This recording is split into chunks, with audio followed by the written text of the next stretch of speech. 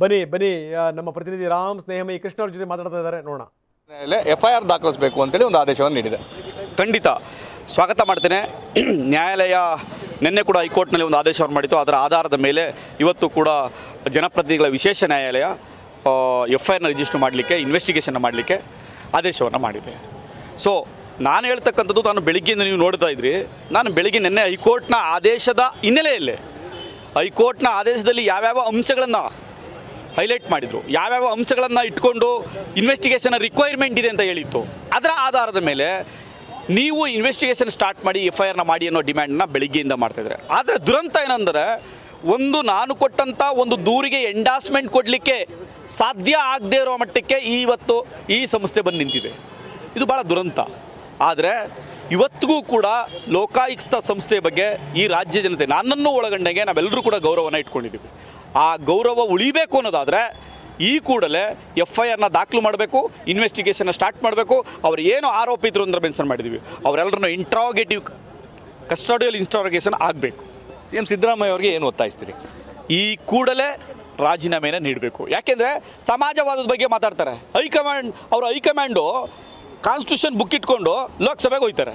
Constitution book ಇಟ್ಕೊಂಡು ಲೋಕಸಭೆಗೆ ಹೋಗೋರಿಗೆ ಇಂಥ FIR ಆಗಿಸ್ಕೊಂಡು ಈ ಥರ ಚೀಟ್ ಮಾಡಿಕೊಂಡು ಫ್ರಾಡ್ ಮಾಡ್ಕೊಂಡು ಇರ್ತಕ್ಕಂಥವ್ರು ಹೇಗೆ ಮುಂದುವರಿಲಿಕ್ಕೆ ಸಾಧ್ಯ? ಒಂದು ರಾಜ್ಯದ ಮುಖ್ಯಮಂತ್ರಿಗಳಾಗಿ ಸಾಧ್ಯನಾ? ಸಾಧ್ಯನೇ ಇಲ್ಲ. ನೀವು ಆ ಕಾನ್ಸ್ಟಿಟ್ಯೂಷನ್ ಬುಕ್ ಇಟ್ಕೊಂಡು ಹೋದ್ರಲ್ಲ, ಅದು ಗೌರವ ಕೊಡೋದಾದ್ರೆ ನಿಮ್ಮ ಹೈಕಮಾಂಡು ಈ ಕೂಡಲೇ ಅವರ ರಾಜೀನಾಮೆ ಪಡ್ಕೊಳ್ಳಿ, ಇನ್ವೆಸ್ಟಿಗೇಷನ್ ಸಪೋರ್ಟ್ ಮಾಡಿ. CM ಸಿದ್ದರಾಮಯ್ಯ ಅವರು ಹೇಳುವಂಥದ್ದು, ಹೈಕಮಾಂಡ್ ನನ್ನ ಜೊತೆಗಿದೆ, ಕಾನೂನು ಹೋರಾಟವನ್ನು ನಾನು ಮಾಡ್ತೇನೆ, JDS BJPಯ ಷಡ್ಯಂತ್ರ ಇದು ಅಂತ. ನೋಡಿ, ಅವರ INDA ಮೈತ್ರಿಕೂಟದ ಭಾಗವಾಗಿರ್ತಕ್ಕಂಥ ಮಮತಾ ಬ್ಯಾನರ್ಜಿ ಅವರು ಈಗಾಗಲೇ ಡಿಮ್ಯಾಂಡ್ ಮಾಡಿದ್ದಾರೆ, ರಾಜೀನಾಮೆ ಯಾವಾಗ ತಗೊಳ್ತೀರಿ ಅಂತ.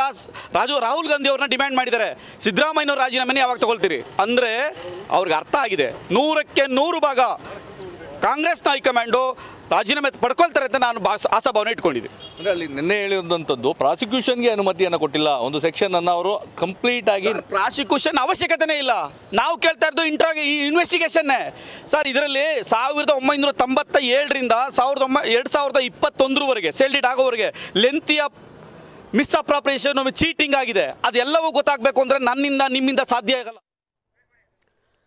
ದೂರದಾರ ಪ್ರದೀಪ್ ಕುಮಾರ್ ಮಾಡ್ತಿದ್ರು, ಬನ್ನಿ. ಈಗ ಇನ್ವೆಸ್ಟಿಗೇಷನ್ ಆಗಬೇಕು ಅಂದ್ರೆ ಏನಾಗಬೇಕು?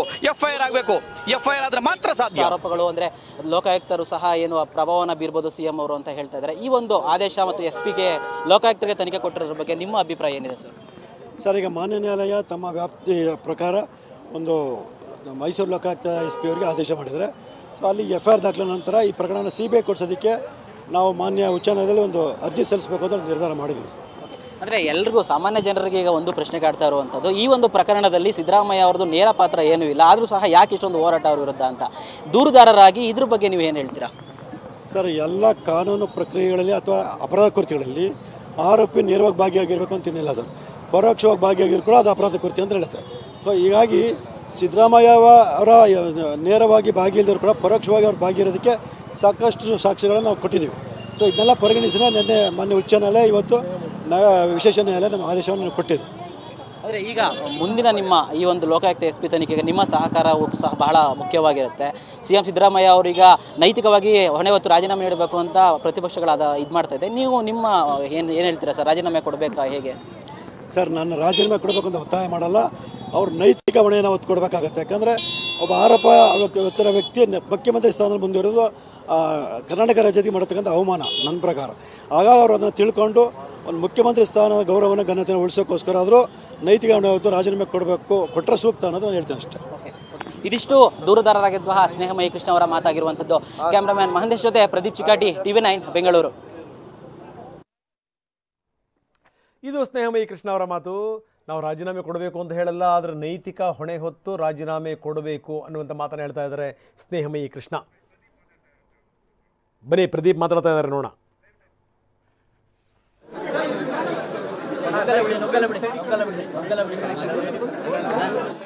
ಸಿದ್ದರಾಮಯ್ಯ ಅವರು ರಾಜೀನಾಮೆಯನ್ನು ಕೊಡಬೇಕು ಮತ್ತು ತನಿಖೆಯನ್ನು ಎದುರಿಸಬೇಕು, ಇಲ್ಲವಾದರೆ ನಾನು ಸಹ ಹೋರಾಟವನ್ನು ಮಾಡ್ತೇನೆ ಒಂದು ಮಾತನ್ನ ಹೇಳಿದ್ದಾರೆ.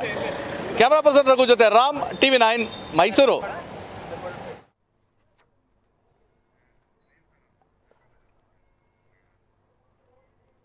ಇಲ್ಲಿ ತನಕ ಪ್ರದೀಪ್ ಮಾತಾಡ್ತಾ ಇದ್ರು, ಜೊತೆಗೆ ಸ್ನೇಹಮಯಿ ಕೃಷ್ಣ ಮಾತಾಡ್ತಾ ಇದ್ರು, ನಾವು ನೋಡಿದ್ವಿ. ಅಂತೂ ಇಂತೂ ನೋಡಿ, ಒಂದು ದೂರು ಅನ್ನುವಂಥದ್ದು ಎಲ್ಲಿಂದ ಎಲ್ಲಿ ತನಕ ಬಂದು ನಿಂತಿದೆ. ಯಾವ ಕಾಲದಲ್ಲಿ ಆದಂಥ ಕಥೆ ಇದು, ಯಾವಾಗ ಹೊಡಿತು ನೋಡಿ.